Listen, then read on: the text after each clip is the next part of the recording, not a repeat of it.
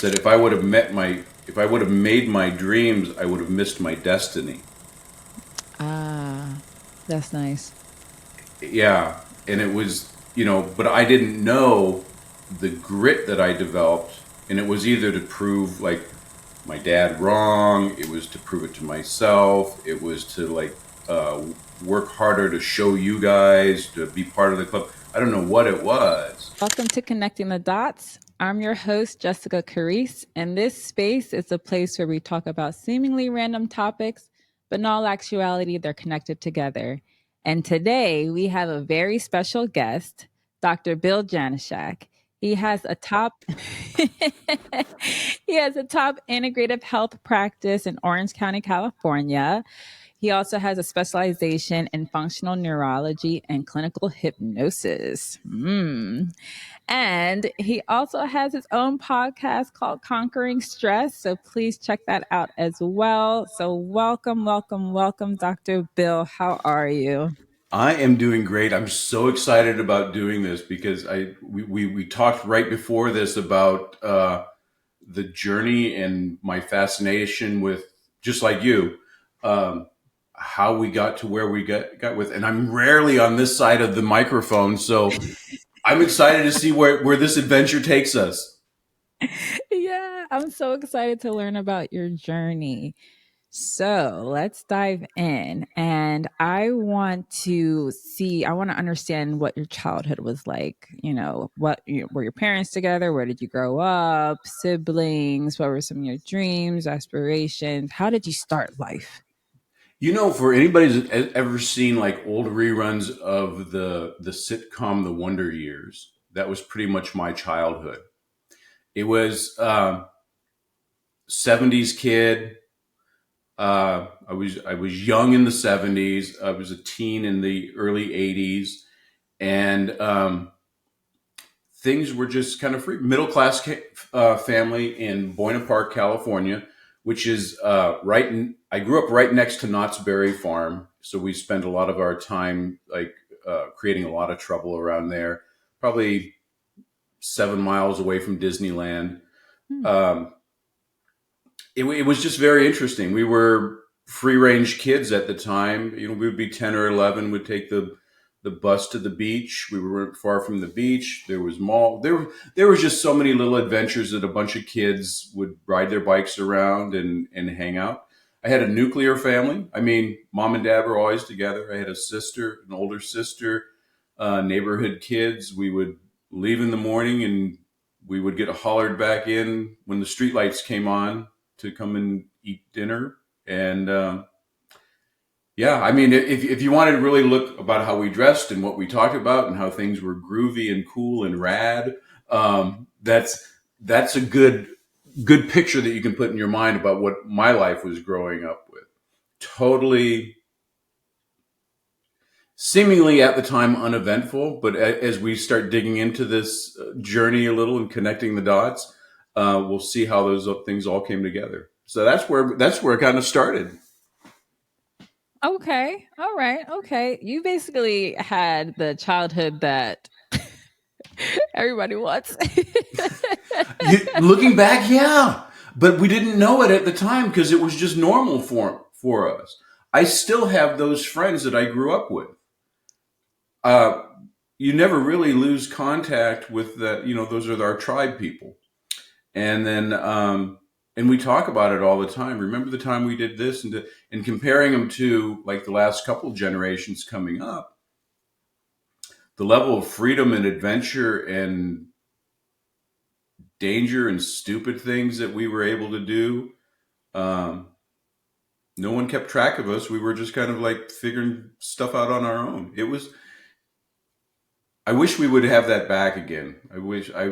And it makes me sound, and I feel so old when I say, back in my day, you would have wonderful things to do. But if we look back at the lessons that we learned back in that time, and not only that, but it's sort of like, if you look at like old movies of army buddies, Hmm. once you're in the foxhole with somebody and you have a certain level of life experiences, you never forget them. and it could be 50 years later and you still have that bond. And it's true. And, our foxhole considered, toilet paper housing or houses, or walking to the beach, or getting lost in the park, or, whatever, riding our bikes, falling down or jumping over each other on our bikes or skateboards, or skinning our knees. So different war and different thing. But once you're in those adventures with somebody, it's a forever bond. Yeah. Yeah. Like for me in my childhood, I had periods of that. I had periods where it was like free. We would ride our bikes around the neighborhood and stuff like that. But it wasn't like the whole part of my childhood. It was just like moments, you know? Yeah, and we didn't. And like I said, it makes me feel really old sometimes, and really grateful at the same time, because it was. I remember my grandfather. So he grew up in the early 1900s, and he would talk about how they used to go into the forest and hunt, and do. And we were amazed, and they would go fishing on a whim, Oh, and I'm like, interesting. wow, I only see that in the movies. Huh. And now when I talk to my kids or a younger generation, it seems the same to them as I was around there. So it was very amazing. Yeah. That's actually Yeah. really fascinating. That's very, very See fascinating. how we connected the dots already, just like that? Yeah. Yeah. Yeah. I like, because, the thing about the early 1900s, I don't even think about what people's childhoods was like during that time. So it's interesting with the fishing and the hunting and the nature and Yeah. It was so when back in my day, when I was growing up in the old, so I would watch old shorts of the Little Rascals, which was a mm, bunch of little kids at around the turn of the century. So it was in the 20s or 30s or something like that. And I knew they were old at the time because they were black and white. But to watch how they were living back then, my grandfather would tell me stories about that. He grew up in a coal mining town, because hmm, Janeshak is actually Slovenian, Slovakian, or something like that. So he came over when he was very little, and they had pockets of the Slovenians, and then the Polish and the Irish and stuff. But they were all coal miners, because that was kind of like how they got hired in. And he would just tell me stories about what it was like living back then. That they would just, you know, kind of acclimate to themselves, but they had their own adventures and what it was like, and it was just a different story. I remember listening, and I until I saw these Little Rascal things, I'm like, oh, that's what Grandpa was like. But it was a different story, and I compare that again now if I'm telling people about what my life was like, because even back then I'm like, wow, they got to do that. We don't get to do that. That how freeing. Didn't their mom get them in trouble? And it was just like, they'd go fishing to get dinner. hmm, Very interesting on our progression that we go on. But in a whole, yeah, that's kind of like how that was my ordinary world that we just kind of grew up in. yeah. And that started it all. So during that time, when you're just exploring and freedom and everything, did you ever fantasize or dream about the future, or were you just living day to day because every single day was fun? I think one of the best things that we did, we never, I don't think, I wanted to be a baseball player. I loved baseball. Everything, like you'd see me around, and I would have a ball and a bat or something, and I was throwing the ball up against the wall and collecting baseball cards. But that was just, back then little boys would I want to be a baseball player and a cowboy and a fireman and a policeman and an army guy. And uh, so I don't think it really took it seriously. I just loved to play baseball. It was just passionate. But most of all, it was, we learned more through play. And, some of the other kids from the other block would come over on their bikes and say, "Hey, we're going to go to the park and do blah blah," and then we would take off and do that. So I think early on that was the seed of future building, and then probably in high school, and then in when you got to start making life decisions, it's all right. Am I really going to be a cowboy, or to see how life would unfold? Um, yeah, I think early on it was the seeding. The first part was just absorbing experiences, and again, it was the early outlines of the dots that we wouldn't put together until this conversation. Yeah. So very quite interesting. Interesting. So the main themes of emotions and feelings that you had as a kid was lots of love, exploration, uh, camaraderie, companionship, friendship. So I would say like you had a very solid foundational upbringing, right? I would there would you did you have any traumatic events or just that's just what you're. Oh But yeah. we didn't call them traumatic events back then. We just called like getting your ass beat, or falling down, or being disappointed. Um, it was very different in the fact of it was still boys don't cry. Boys were we still played with we played army, and we had guns, and we would fight, and we would fight with our friends, and by the end of the day we were still best friends. It was all about sports. Girls early on had cooties. It was a newly eradicated disease that no longer exists, thank God. Thanks to the vaccine of circle, circle, dot, dot. Now you have a cootie shot. Uh, one of the early medical We had that miracles in that my we had. childhood. We had that in my childhood too.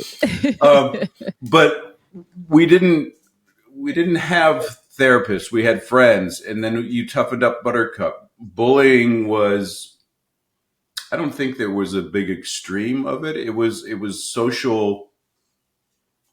I think it was social cueing more back then. There was interactions. Um, I remember my teachers smoking on the playground as they're watching you. You guys stay away from there. Don't be tackling too hard. You get. It was just everybody wasn't so offended.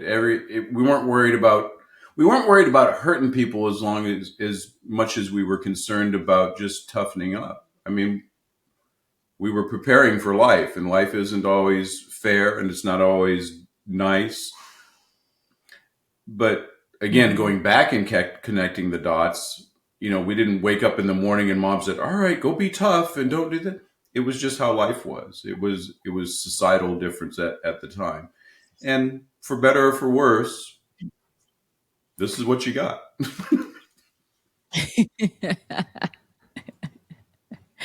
That's really interesting. Yeah. It always has me wondering like because even for me we I would say that type of theme of the social cues and toughening up, that was a similar thing for myself as well.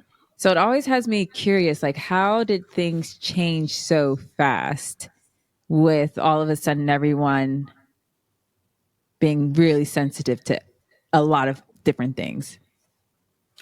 I don't know. I don't know.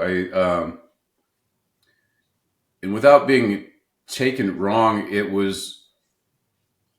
I think the parents began to um, quit leading their kids and start. Well, they're little people, so you have to. We.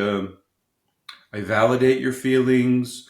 It's okay to have that feeling. Let's talk about it, which is not a bad thing so much as I think they led with the feeling. How are you feeling about that? And I hesitate sometimes to talk about that because it sounds like everybody goes to extremes, but there's nuances on in the middle. is that you shouldn't be too hard because that calluses you and you can't enjoy life. And then again, you shouldn't be too soft because then you're too weak to do anything. And I think everybody's trying to make life fair instead of realizing that there's billions of people that are going to influence you.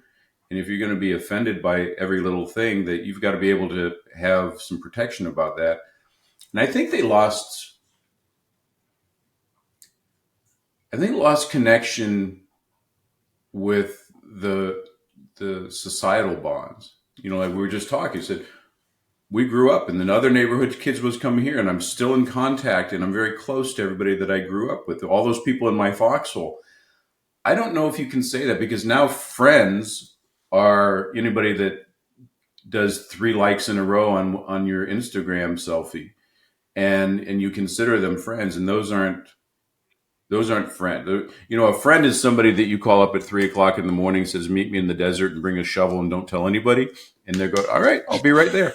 And they're farther and few between. There's people that you can laugh about your traumas together, and then you can also celebrate your successes. And I don't see us having a lot of that. And I don't know exactly when everybody began to get a little bit softer, but I don't think it's doing the people or our society and our groups any favors. Yeah. We're built to be tough. Yeah. Yeah. Yeah. To be resilient, survive, adapt, keep And moving forward, keep overcome. evolving. Mm-hmm. Yeah. And overcome. And overcome. It's interesting you say that, because I was having a conversation with my husband the other day on a similar topic where I was just looking back on the different mindsets I had at different parts of my life. And, there were parts in my childhood, adolescence that were not ideal. And as I was going through them at the time, I don't remember thinking, oh my God, this is so traumatic. Oh my God. Oh my God. I remember thinking, I can't wait to get out of here and make my own life. Yeah. And then as I became an adult and started talking about things I went through with other people who had a different walk of life, they would say to me, like, that's so traumatic. You went through a lot. You went through, oh, that's kind of abuse. Oh, that's so it's, and then I start reflecting on it and then start really digging into it. And then, yeah, what I went through wasn't ideal, but then I started to make that my identity. I'm a survivor of trauma and Mm-hmm. this, that, and the third. Yeah. Well, And mhm. and you can make that your identity with the nuance, and it can either make you stronger because you can look yourself in the mirror and say, I'm a survivor. I got this. Bam. And then you go out and conquer the world. Or you could crawl yourself in a fetal position in the corner and you can say, I'm a survivor. Oh my God, how could I? And you can take it either way. It's context in how you've grown. Yeah. So I was taking it was forming into more of the victim. Mm-hmm. Also, because at the same time I was starting out my career, and one of the first places I worked was a very tough place as far as, your psyche, how, your mental. And so then I'm starting getting all this feedback from people like, oh, we didn't promote you because you need to do this, speak up more. I'm like, but that wasn't part of the conversation we had in the beginning of the year about what do I need to do to promote. You said I needed to perform this way, get this project done, implement this, which I did. You never said I needed to speak up and yell over directors, and I'm a junior analyst at the time, right? So it's like I'm internalizing the things that I went through. I'm developing my career. People are pointing out flaws with me. So then I'm like, oh my gosh, like I'm going through all this stuff, like, start getting numb and internalizing and just, just I don't want to say like not collapsing on the inside. I wasn't collapsing, but it was taking my mentality, my perspective, my outlook on life and putting it into a box, like constricting myself versus taking the experience and learning what I need to learn, expressing myself how I should express myself. I don't have, just because someone has opinion about me doesn't necessarily mean I have to internalize it and mark it as true. So now I've deconstructed all of that, right? And now I'm like, yes, I went through some stuff, but I've learned a lot and I can do more, and I don't, let my traumas define me, type of thing. So it's with the sensitivity thing, it is really nuanced, and I think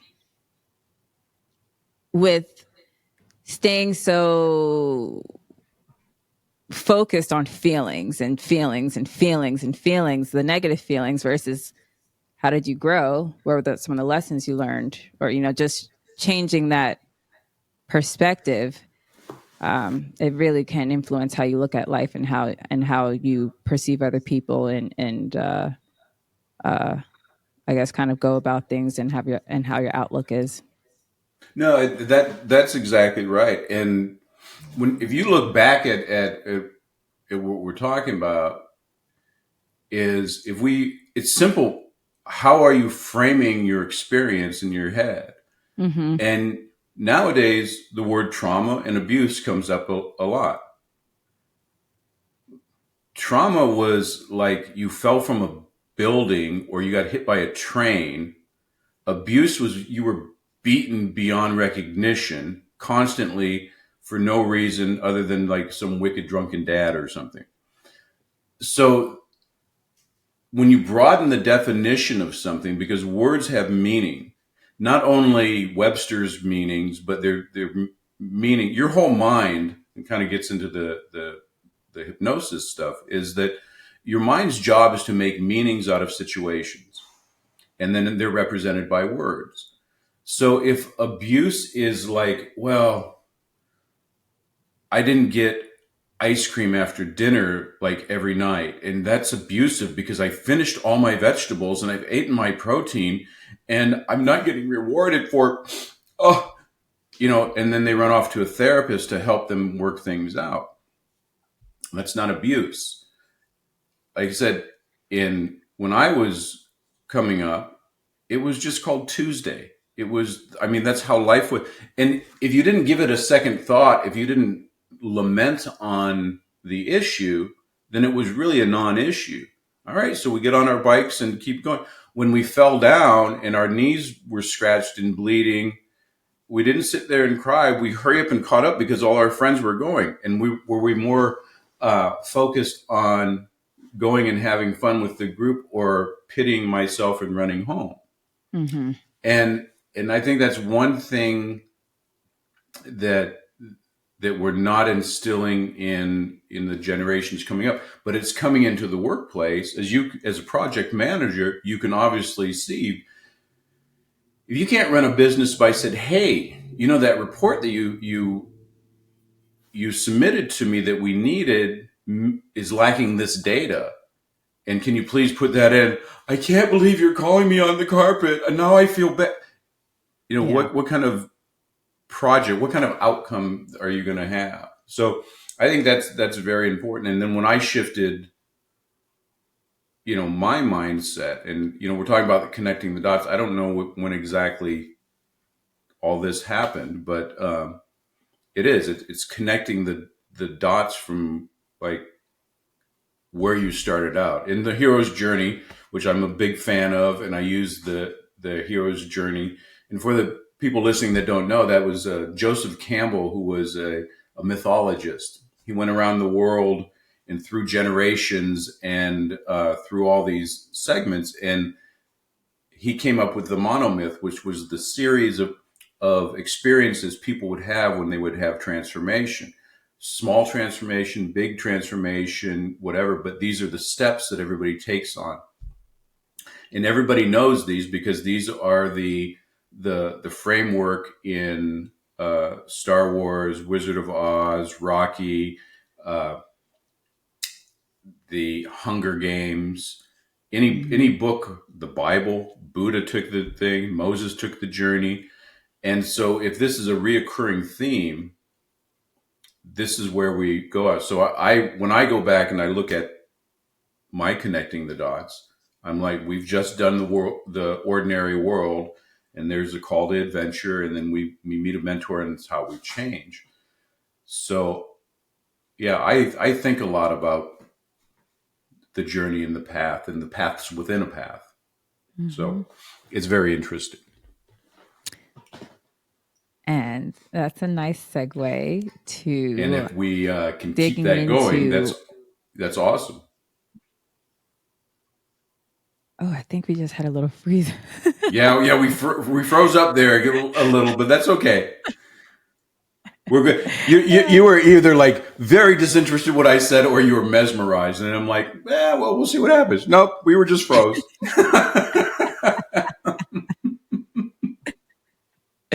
Yeah, I did it. So the part that I missed was you're just at the tail end of the hero's journey. You know how you have the ordinary world, call to action or call to adventure, and then you meet a mentor, and then you froze after that. So what did you say like right after that point? Well, it's just the journey, and if you go from there, that's when you go into a different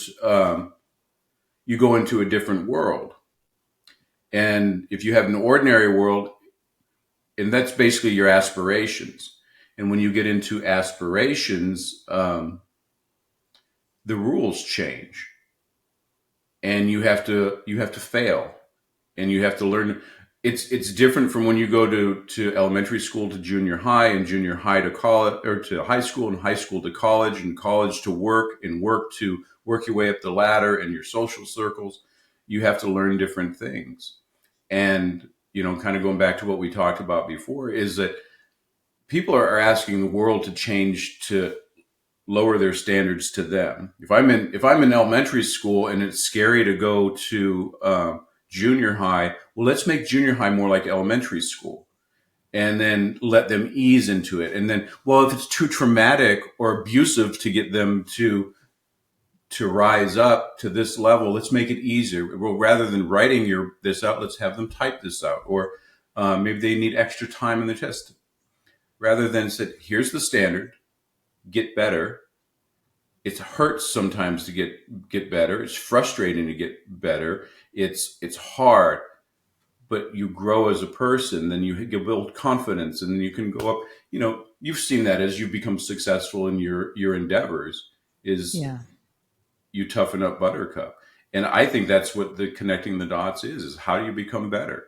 And what experiences did you take out that seemingly, it reminds me of, they talk about Steve Jobs early on when he learned, he took calligraphy. Like, why in the hell would this dude take calligraphy just out of the blue, just pull it out of his ass to say, I'm going to take this weird, why didn't he do quilting? Well, his calligraphy class become Apple fonts that we use today every day. That's just like weird. We look back on our lives and we have those same things. We pull out of our experiences. I had an experience as an athlete, and then as a student and entrepreneur, and like doofus and genius and all this stuff. But I have to pull out all, from the experiences that I had that kind of created the thing that was me. Yeah. So that, that's part of the hero's journey. And when I went on, because I told you I was very passionate about baseball, and I think that the thing that changed everything was I failed.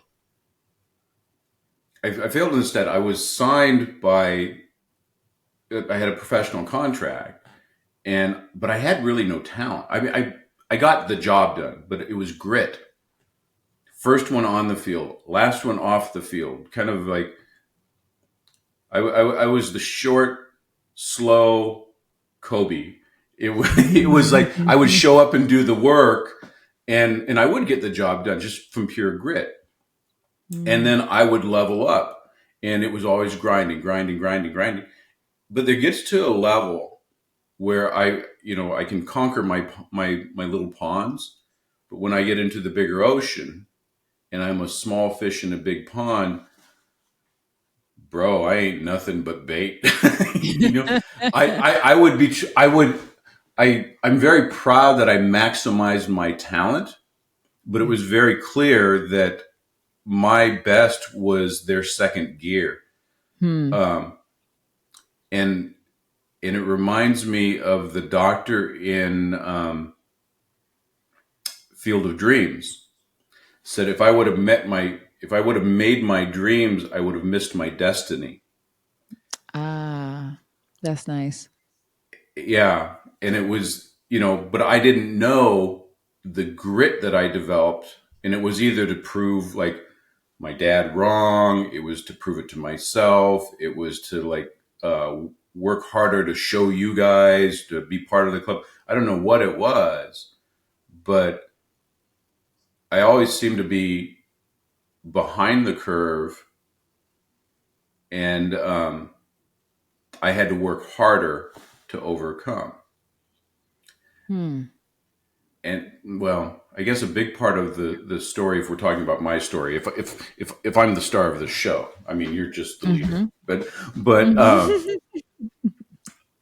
but how I got to what I was a significant part of my story is that like I grew up with epilepsy.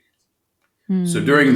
this nice childhood and everything, normal childhood because there was no coddling, but when I was 4 years old, I started having seizures Hmm. out of the blue. Nobody knew why, whatever. And back then, we just thought that it was just dumb luck because you'd spin the wheel of life and oh, I got diabetes. Oh, it's Hmm. my turn. I got epilepsy. Darn. Hmm. Um, there was very little self empowerment. So we went to the doctor and they said, "Oh yeah, he has this. Take this medication. Don't let him around heavy equipment. And if he has seizures, throw him in the bathtub with the laundry because then you can save energy and time." Um, that was a joke, so you don't look so shocked. I was like, what? I know nothing about epilepsy, so I'm like, what? Is that real? so, but anyway, so I grew up with this affliction that wasn't an affliction, and it really wasn't a big deal. Because it was like I would have two, three, or four, depending on the year, big seizures every year. Some years I would have zero or one, or in some like five. So no one ever knew because again, it was a wheel of life. But um, it was what I had, and we never questioned it, and we never went into what was going on. And when I came out, and that's why I'm a chiropractor. I went to this quack that my mom sent me to get my spine checked, and I went there reluctantly because at this time I was like 22 years old and I was a retired, cut and failed baseball player. Um, but I was always in good shape. I was strong. I had no symptoms. I had no headache, no back pain. I was not in a car accident. Nothing that you would think to go into chiropractor for. But I went there to get checked because my mom made me. And that was when the doctor, and I said doctor like this, um, told me about chiropractic. And he was talking about nerves, and he looked at my neck. He said, "Well, if you have this," because I didn't write anything down because they weren't real doctors. So I'm like, "Well, I'm just in and out of here. I have some partying to do."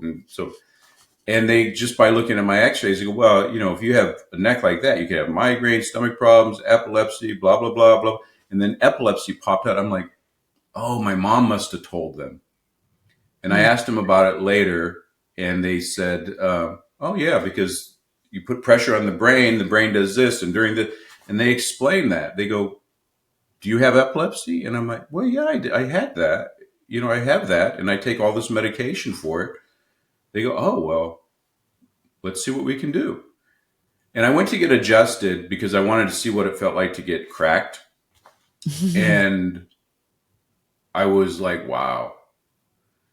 And the only way I explain it, because remember, I didn't feel bad, but you ever walk down the street and you didn't know your ears were plugged and they pop and everything's loud and clear? That kind of happened Yeah. with the sound, but then the colors were brighter, and it was almost like the Wizard of Oz going from black and white to color. It's just like, Interesting. whoa. So what I had realized was my normal was muted. And I Wow. had just like, and again, I felt good. And if you ask any of my friends, I was probably in the best shape of most of my friends.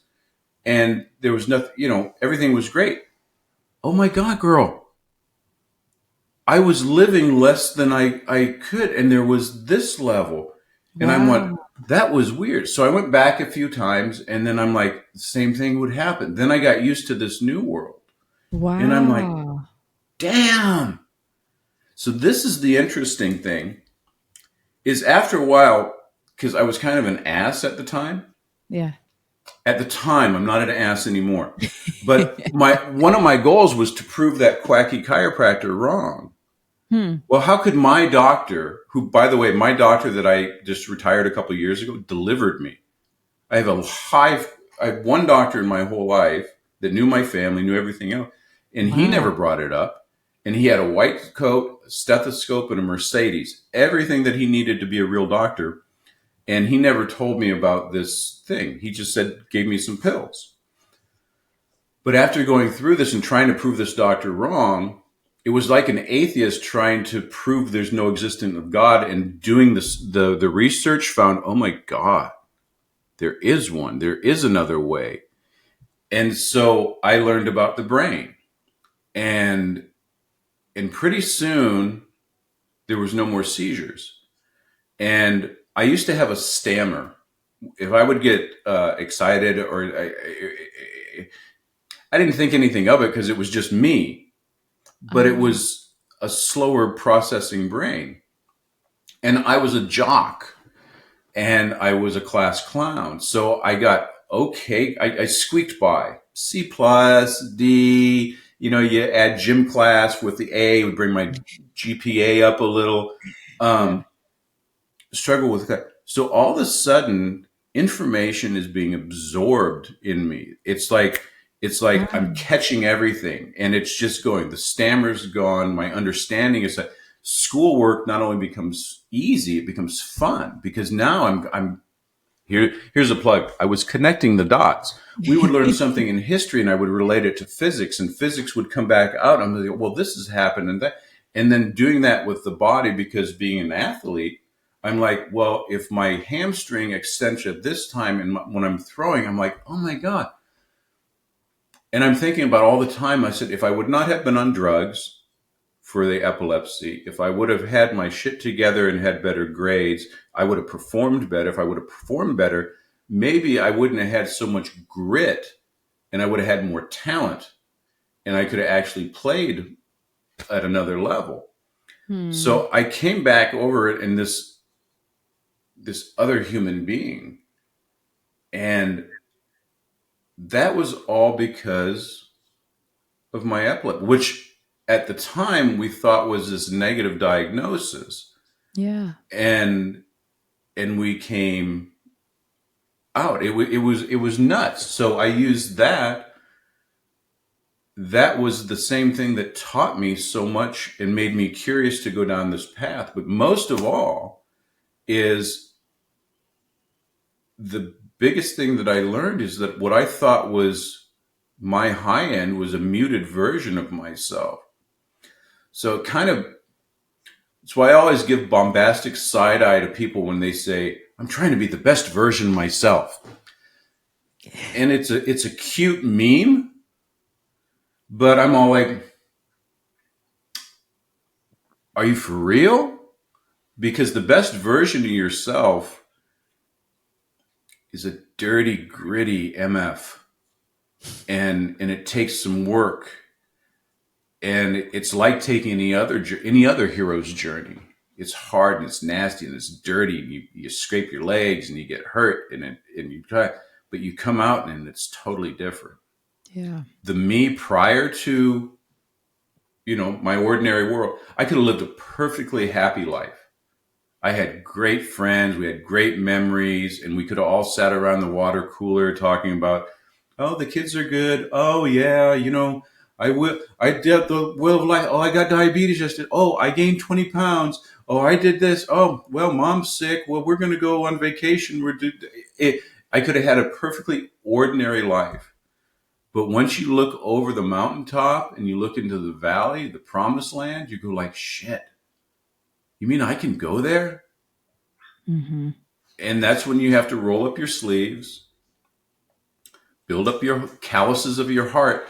That if you would have not have had a childhood filled with scraped knees, no one there to pick. There was no parents on the playground when you're 6 miles away on your bike and you can't. And the bullies from the other neighborhood come in and give you wedgies, and there's no one there to pull you up. But if you wouldn't have had that experience about running away sometimes or fighting other times, you would have Mm-hmm. just curled up into a ball.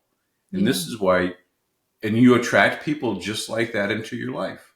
Yeah. And that set us off on this other journey. And that's when I decided, you know what, maybe I'm not a dumbass.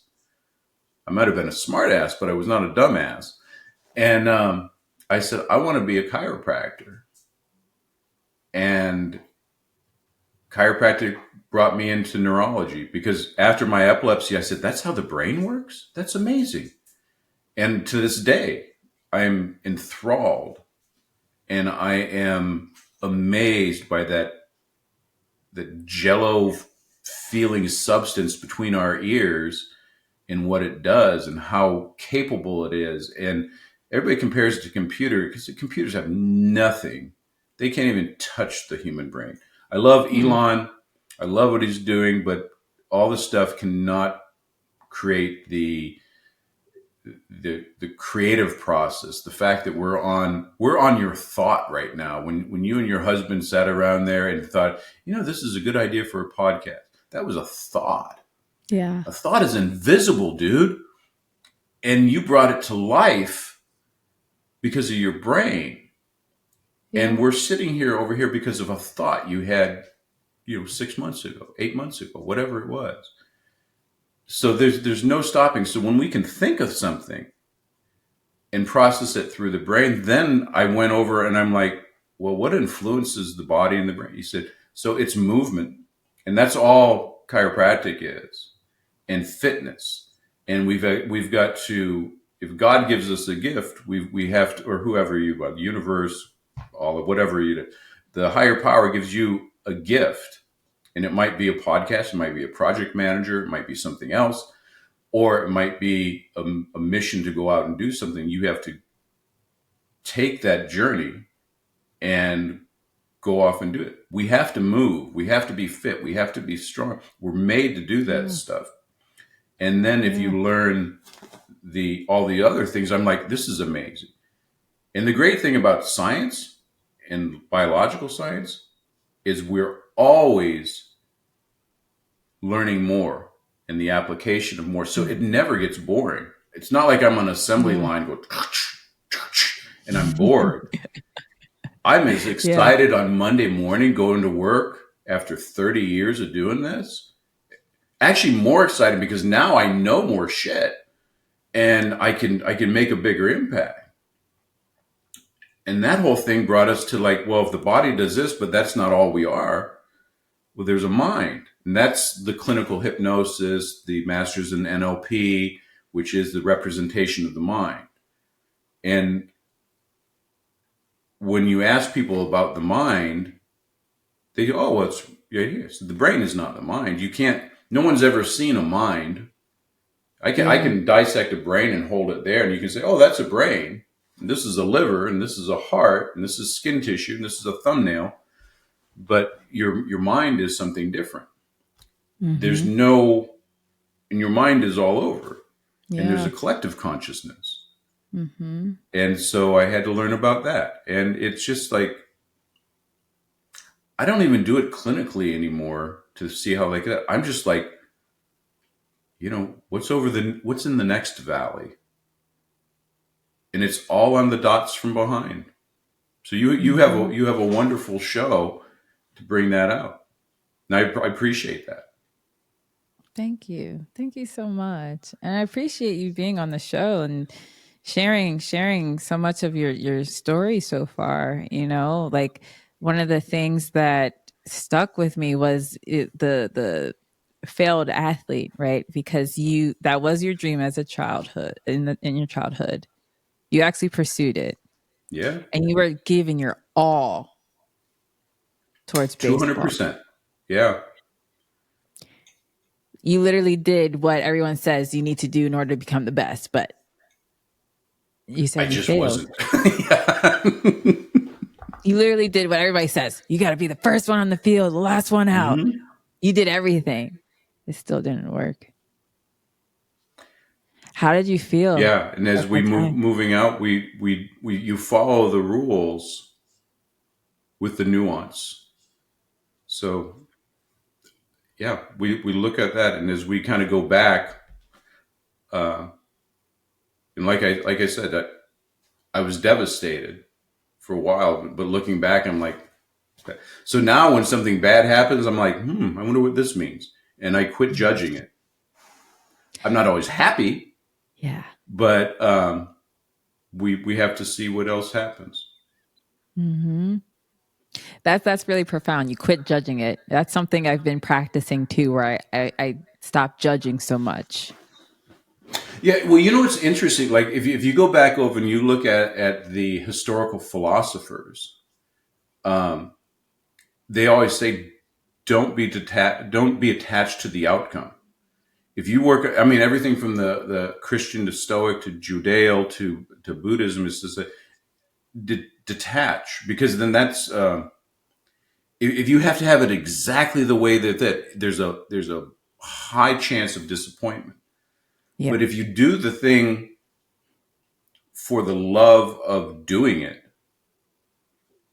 you know, we're only really happy when we're challenged and we're making progression. Mm-hmm. It's not, I mean, how many Lambos and how naked can you be laying on a beach with, with dollar or $100 bills in one hand and a drink with an umbrella in it on the other?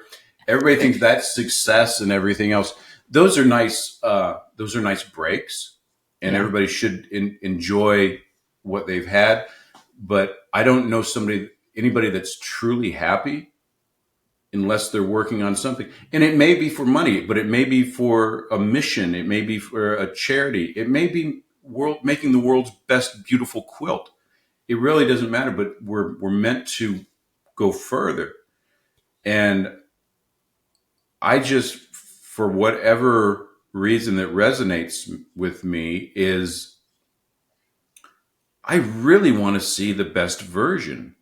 It was like, well, is there another level above this? And what's it look like? And then how does that impact people?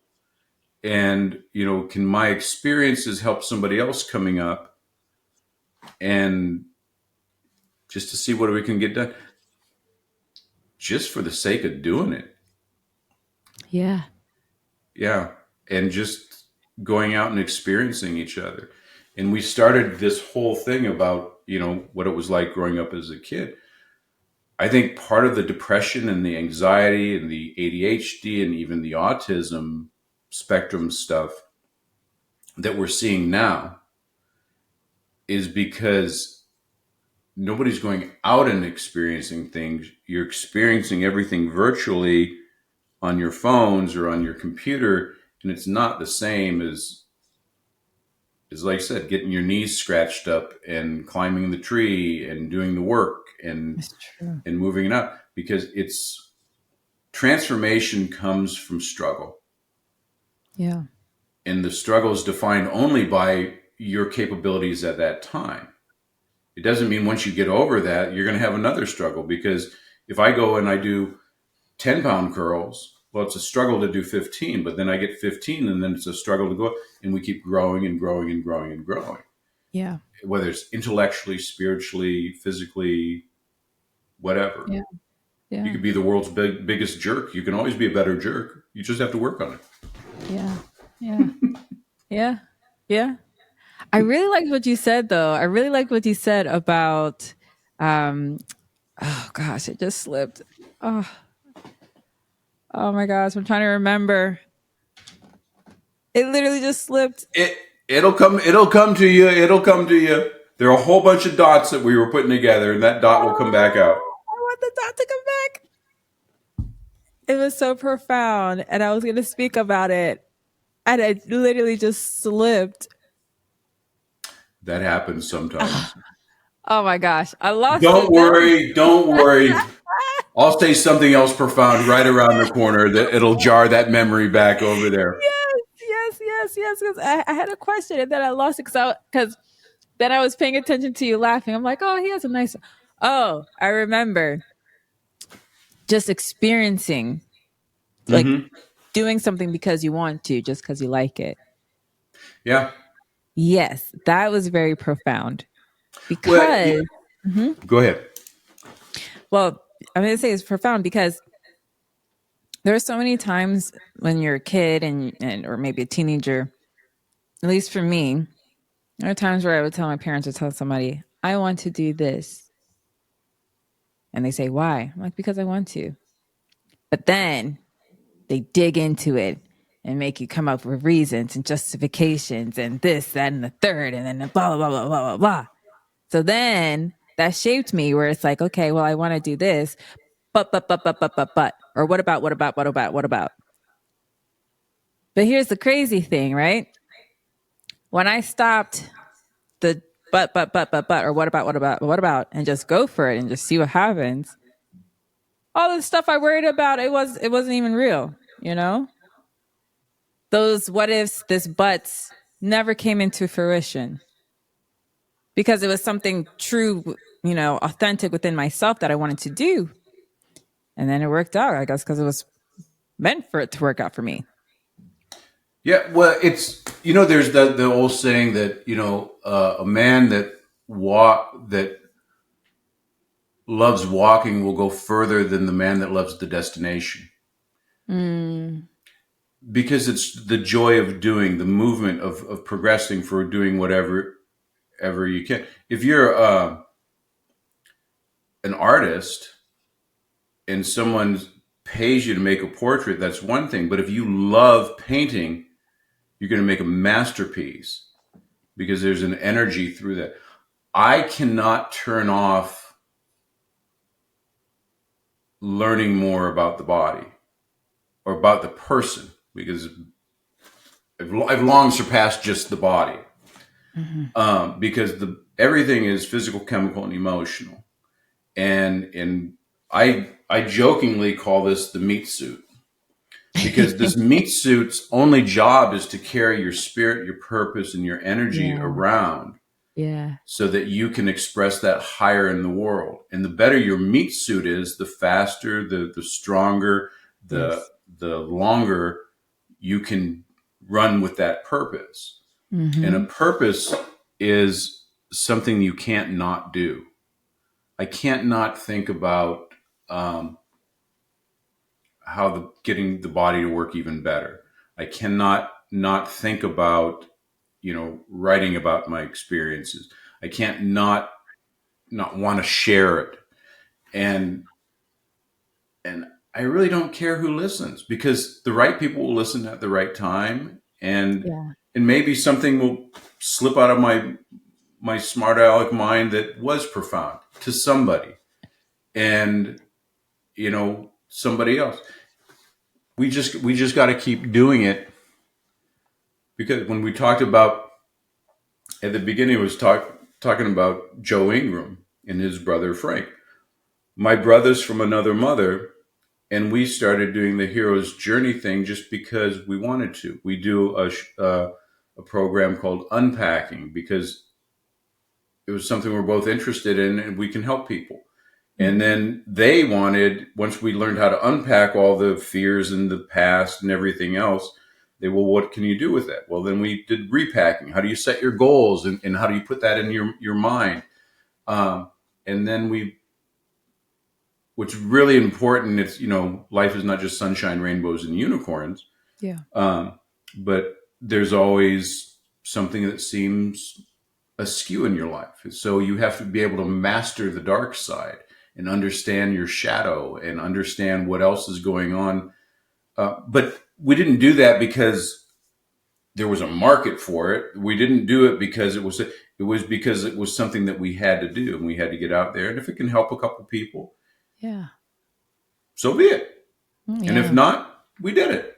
Yeah. Yeah. And we did it together. Yeah. So it's a win-win. I want to go through like a little example of the unpacking and repacking. So me and Joe, and Joe. Mm-hmm. So anybody listening to this, go Google Joe Ingram, the sales genius. You can look at his War Game podcast. He is a knucklehead. And we are knuckleheads together. And so for probably the last 15 years, we've been doing seminars and courses together and certifications, and we've learned this stuff. So much so is that in the industry, at least in our end of Southern California, we show up to events and we are not allowed to sit next to each other because we are the troublemaking 10-year-old boys. How would you like to go into a seminar with your friend and then you're greeted at the door, say, "Oh, we saw that you were registered for this. That's Bill, you can sit over here, and then Joe, you can sit back over here. We have instructions that you're not to sit next to each other." And it's because we resonate so well together. And as we laugh and we do everything, everybody just thinks that we were a bunch of clowns, which we may well be. But until they come back and they sit next to us, usually at a break, they say, "Hey, you guys look like you're having a fun time." And the conversation goes to whatever inappropriate thing that we're talking about, to quantum physics and marketing and psychology and Jungian philosophy and how it's relating to frequency and spirituality and to the Bible, and running back and forth, how we'll go back to the physical and to influence. And people were usually more with Joe than me because he talks more than I do. But they'll look over and said, "We just wanted to come over here and laugh because we thought you guys were the clowns of the group and you had the most fun. How do you know that stuff?" And to us, that's just a normal conversation that we have together. So from that, we learned on these things. And then Joe started doing coaching. And he called me up one day and he says, "I'm not doing individual coaching anymore. It's taking too much time." He said, "I'm going to do group coaching." He said, "You're certified in this. What techniques would you use?" I said, "Okay, we'll do this. And then if you're going to try this out, come try that." He goes, "Okay, good. Because I have this thing scheduled at my office and we're going to do, I'm going to do this, and that." I'm like, "Oh, that sounds good." He goes, "Oh, and by the way, you're going to do it too. This is your part." I'm like, "Okay." Well, again, that was our meet me in the desert at 3 a.m. and bring a shovel.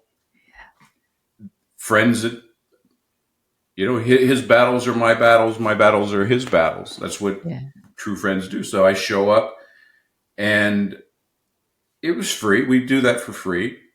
And these people had profound results. And we started out, I said, "Everybody here, we're going to do X, Y, and Z. We're going to teach you the top end stuff that we have to do. We're going to show you how to release negative emotion, because most people are holding it on. And people with anger issues don't realize that they don't have anger issues. Anger is the cap on all your shame, disappointment, guilt, everything else that you're trying to hide down. You cap it with pain. So we show them techniques very quickly how to eliminate those. And then we show you how to change your past. People say, "How do you can't change your past?" You most definitely can change your past. Anything that you have, if you had a problem yesterday or 10 years ago that just still pisses you off or makes you cry or something, or even makes you laugh, it has nothing to do with that event, because that event is well gone. It's how you represent that event in your mind that creates that emotion in you, because that's not happening. If I punched you in the face today, Jessica, you would feel it today. If you thought I was a jerk after that, it was simply because you kept the memory and the representation of me of being a jerk in your mind. If you got angry and had a physical manifestation of that, it's because you had a very clear movie in your mind of me punching you in the face and being a jerk. If I pushed you so hard and happened to get in your face to push you out of the way of a freight train that was going to kill you, I could have been represented as a hero, and you wouldn't think about the injury done to your face, but how much love and respect I had for you, and that I risked my own life to have you on. That's a different set of emotions and feelings that you're going to have. So, with that all being said, we show people how to change their past. People were coming out, just happy and sad and relieved and amazed. And that's one thing that we've done that. From that point on, these people were coming back to us and saying, what else can we do? I said, well, me and Joe have jobs. We have other things to do. Well, because as we go to those events that we're not allowed to sit next to each other in, is our purpose was to introduce people into like a different mindset and frame set, and then refer them off to our friends that did that for a living, that were much better than us. And we got a lot of shit because we would start these seminars off about, all right, we got 4 hours and we've got to go through this high level stuff. We're going to teach you some stuff that's going to help you. And then once we help you out with this stuff, look behind you, look to the side. People are doing this in the room. Say, we got nothing to sell you. So pay attention, because we're going to do this once. We don't want to I don't have time to take questions at the end of the day. Do this like that. If you want more information, there you go. And we got a lot of crap from these people that saying, you're giving it away for free. You're devaluing the what we do. I said, well, we're doing this for you, or, our friends to refer you to. If you want more business and help more people, then you can. And then that's when me and Joe said, well, screw it. We'll do whatever we want. We'll help these people for free, and we'll make better people, and those people will let God figure it out. But very profound. And we're doing those once a month for a while. And just with I'm busy and Joe's busy and trying to get our calendars together. Been doing them quarterly. But it's very good events. You should come. You should come next time. You would enjoy it.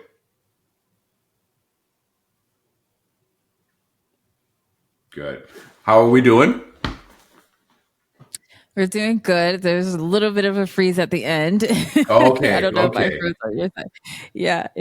The last thing I heard was it's so funny. I don't know why the Wi-Fi wants to cut up today, but last I heard was that you and Joe decided to do the seminars for free, and since you guys are both busy, it went to quarterly for now, and then there was a little pause. Yeah, the little pause was an invitation for you to come out and Oh, experience that. I would love to. Yeah, it's one thing that we're and I do this in my practice. We do in everything. It's all about edutainment, and you've got to make it fun. You got to make it impactful and personal. And if you can laugh as you're healing and you're getting better, and then it sets you on the right trajectory. You know when to laugh and you know when to grind. And it's you have a buffet of things that you can do. Sunshine, unicorns, and rainbows. And there's that deep dark side that people don't understand, that is actually a superpower when harnessed correctly. The dark side, the shadow side, gets a bad rap, but there's two emotions that will drive you.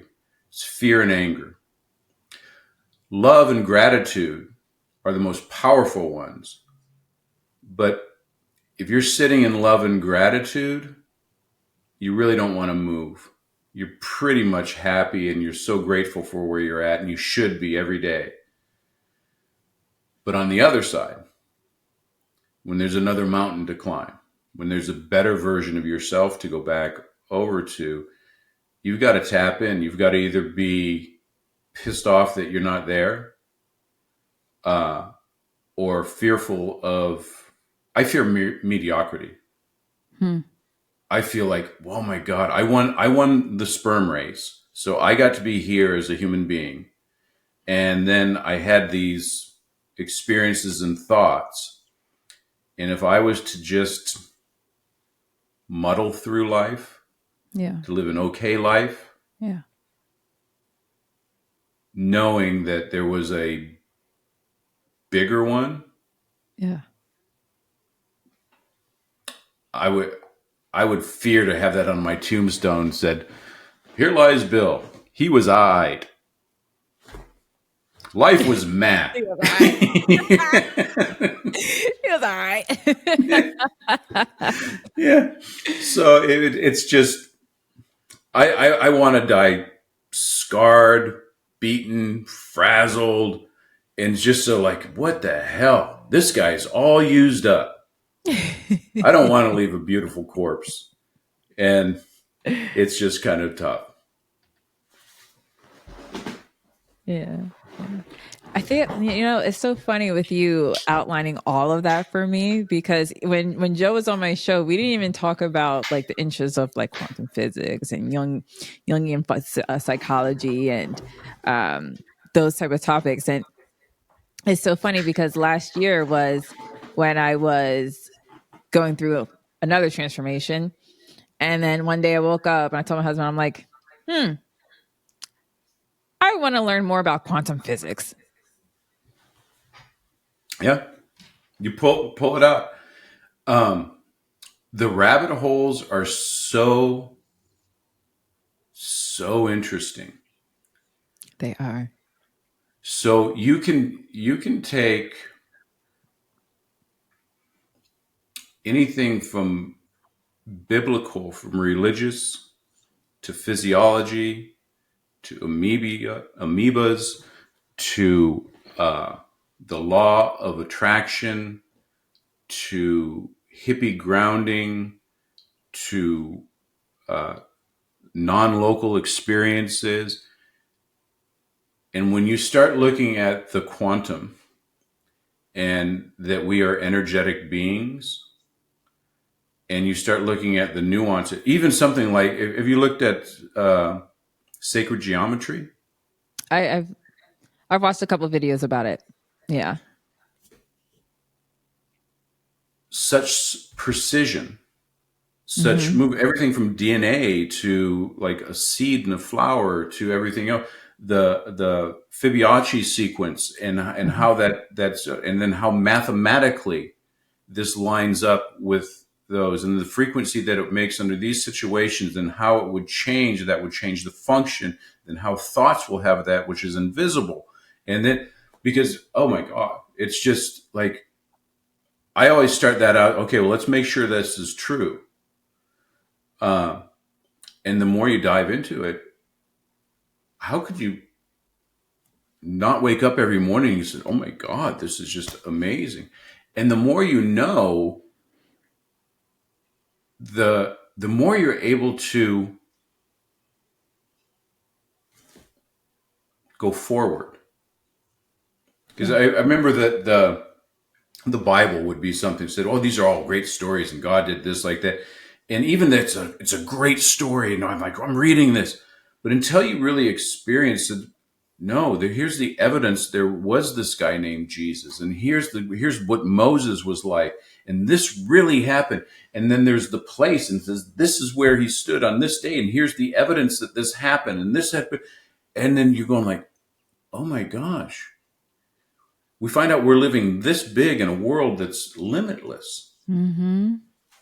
And it's amazing. Yeah. And but you need to find your own Joe Ingram and to have those conversations with, you can come over and hang out with us. Yeah, I want to hang out with you guys. You do that. We can't guarantee that you'll be able to sit next to us in seminars, but they'll start separating you as well.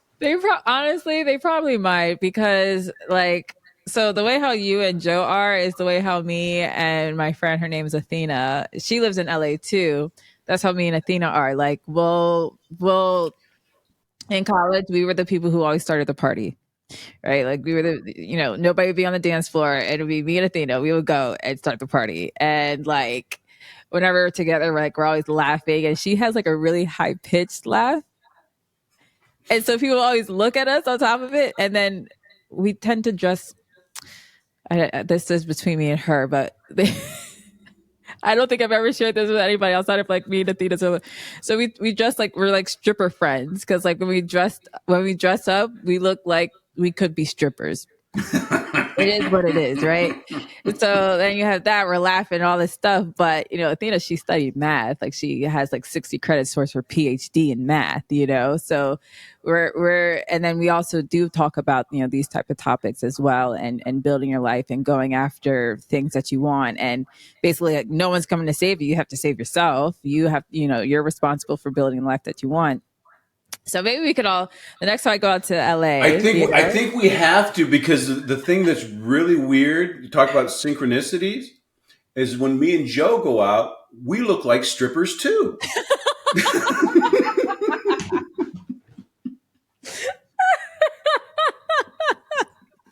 So you and Joe are stripper friends? Oh yeah. Oh my gosh, I love it. That's why we're not allowed to sit next to each other. People think that we're going to be breaking it out.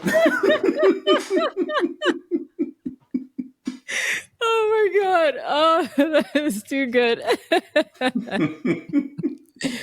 Okay, so we're definitely going to do that. We can be all stripper friends hanging out together in LA. It will be fun. It'll be fun. Oh my goodness. Oh, Dr. Bill. That laugh, I think that really set me off for the day. That was a really good one. Well, my gift to you, young lady, isn't it a wonderful way to start off the day? It is. It really is. It really is. So, it sounds like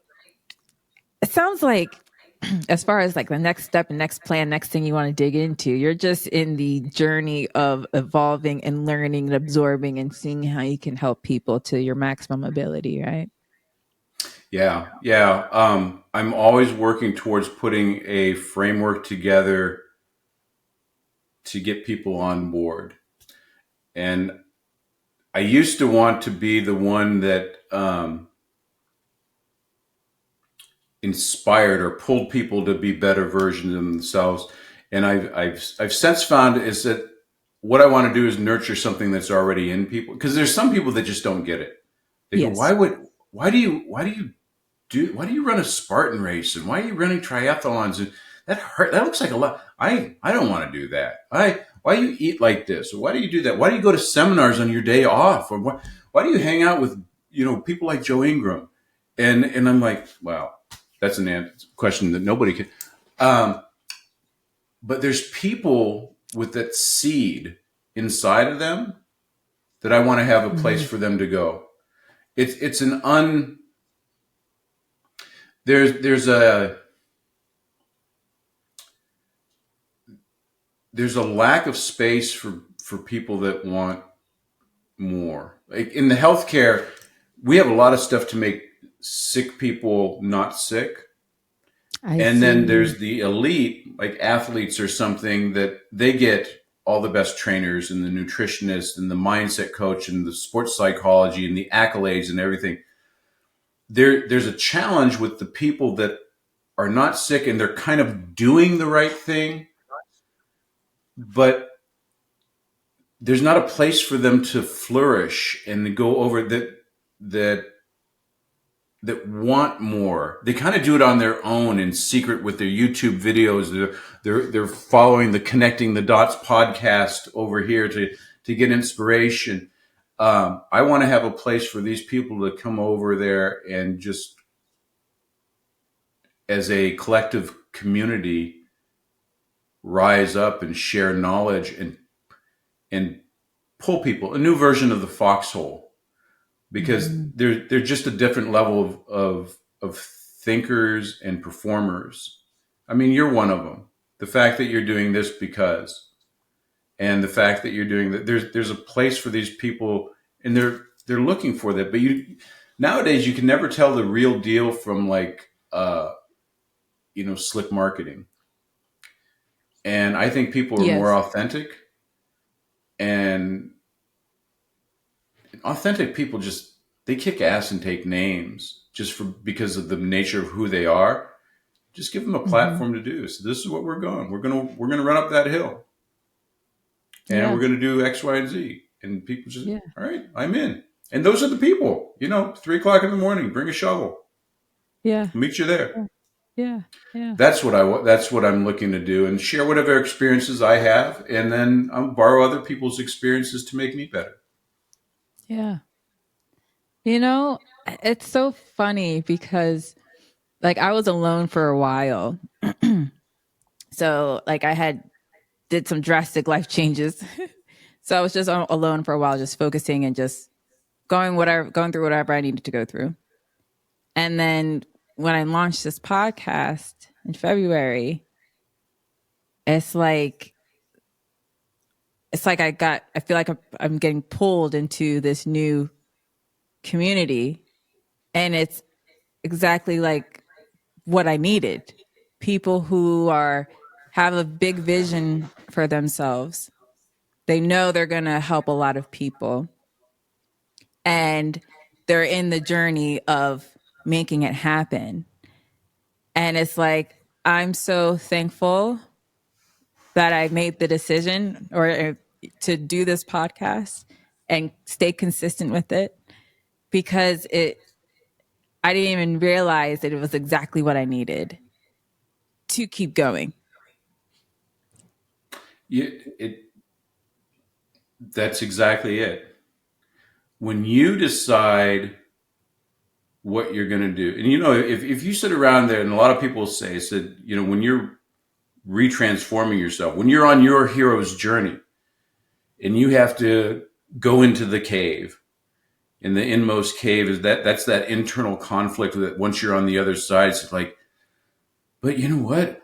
I'm just this poor little guy from Wonder Years, and then this is how I grew up. How could I possibly be that guy that's doing that stuff over? And you have this imposter syndrome, and everybody will have it because you are an imposter. You haven't done it yet, but you're in the game. Mm-hmm. You're on the field.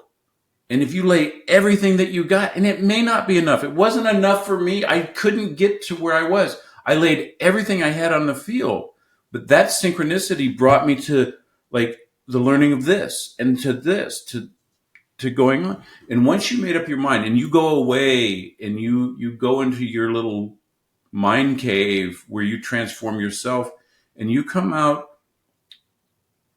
and shit happens because Mm-hmm. you're attracting it to you, Yeah. and not only attracting it like some freaking magic shit. It's like you're sitting there, and you got this stuff, and you know what to do with it now. Yes. You go, oh my god, this is a freaking microphone. I'm going to do a podcast. Who are you going to have? I don't know. And That's then you're literally going to what meet. happened. Yeah, you're going to meet one doofus is going to know another doofus, and a gangster knows a gangster, right? Yeah. Yeah. Yeah. Yeah. So, and you'll see people, and you'll resonate with them. Different words will come out, and you'll know who you're going to be more attractive to, who you're going to stay away from, and what you're going to do. You've changed. Yeah. You've grown your little butterfly wings, caterpillar, Yeah. and it's time to go. And that's why I'm stopping convincing people to get healthy, to get better, to look for the best version of themselves. Rather than that, I just have a place for the people that already know. Yeah. It's too much energy trying to want something for people. Yes. And I cannot explain the thing that you can't turn off. The 3 o'clock in the morning idea that you wake up while you're peeing in the middle of the night going, oh, that's what that is. Yeah. Or when you walk down and you see a billboard, you go, you know what, my billboard would look something like, nobody else has that. Mm-mm. So it's a play, and I call it the 3%er. I think 3% of the population are the gangsters you're looking for. And the other 97%, they're good. There's nothing wrong with another 97%. It's Yeah. just not me. Yeah. And it's Yeah. just not what I want for me. And it's not the people that I want in my foxhole. Mm-hmm. Mm-hmm. I don't want to go to funerals that says, oh, here lies Jessica. She was mad. Man. Yeah, she was mad. She wasn't bad. She wasn't bad. No, she was cool. Did some Yeah. good projects. She Yeah. dressed like a stripper. Um, she's all right. Yeah. No, I want those people that are used up and going. It was, I think my favorite thing. One of the things with David Goggins will talk about. He said when he meets God, and they pull the chart down and says, "This is who I made you to be."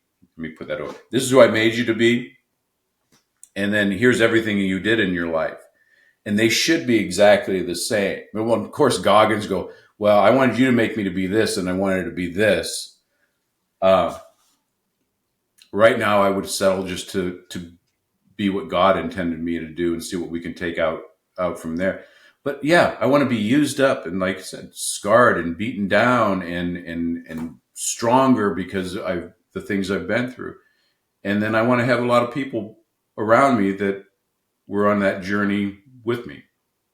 Mm. And I want them just as ugly as I am.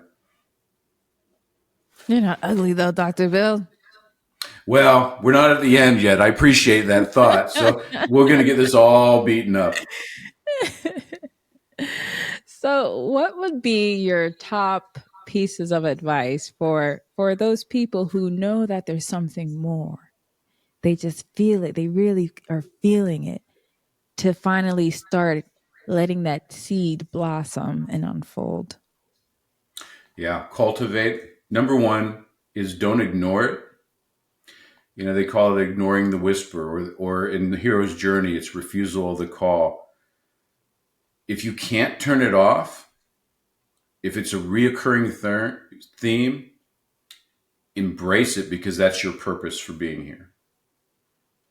So if you can put it away, then do it because there's nothing pretty about it. Stephen Pressfield, the author who wrote The War of Art, he talks about resistance and he talks about writing. He said, if you can not write a book, don't write a book. But if you can't not write a book, you have to write it. And the same thing is in your book of life. If you can't not think about your podcast and the project managing that you're doing and how you're going to work your way up, how you're going to start your own consulting business, what it's going to look like. If you're peeing at 3:00 in the morning and the first thing that you're thinking about is, oh, I got to do this project. Oh, I need this font done. Or I got to buy new paper. You can't turn it off. Mm-hmm. Quit trying to turn it off and then embrace it. And the second thing is look for your cadre, looking for your homies that are going to understand, because you cannot be a wizard and talk to muggles. Yeah. Because if you're, they're not going to get you, and they're going to be detrimental. The people that you grew up with, mostly, they were in your zip code, and they served a reason or a season. But there's other people that will understand you.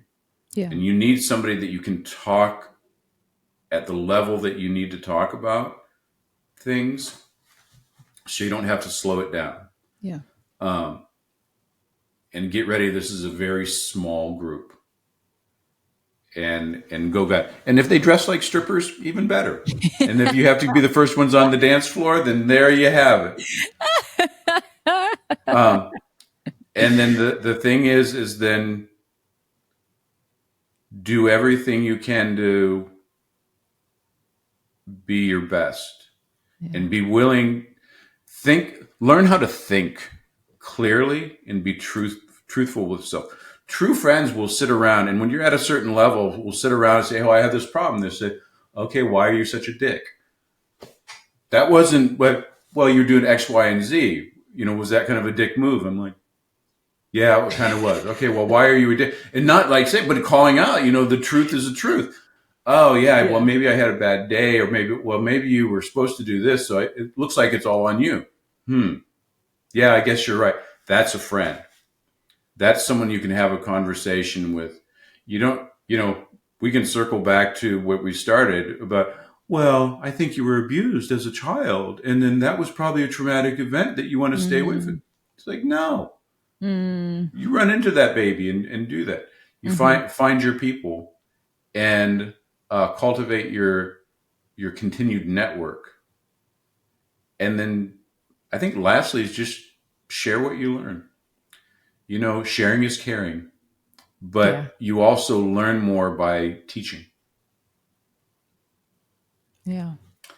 So that's what I would go right now. And don't judge every aspect of the journey as an absolute. Mm. You never Ooh. know until you go back and connect the dots. There should be a Yes. podcast about that. Huh. Hmm. Yeah. Don't take it as absolute. Yeah, that's really good. That's really good. Nothing is really absolute except the absolute. Yeah. Everything's a nuance. It is. So I think that's it. What any other questions you have? Where can people find you? Well, the business Your Belinda Family Chiropractic.com, ready for a rebranding. There's my clinical stuff. You find me at Facebook. My personal is just Bill Janeshak. We have Conquering Stress podcast where I try to get the people in anything that have to do with stress. And stress is physical, chemical, and emotional. So we have an eclectic crew of interviews, and sometimes I'll share something myself, but trying to give everybody value, something you can use at home. And it's for those people that are looking for more and some answers. Is one thing I try to do is uh, just tell the truth, politically correct or not. I just want to tell the truth because it's going to resonate with somebody. Mhm. Thank you so much. So you find me anywhere there. Thank you. Thank you. Thank you.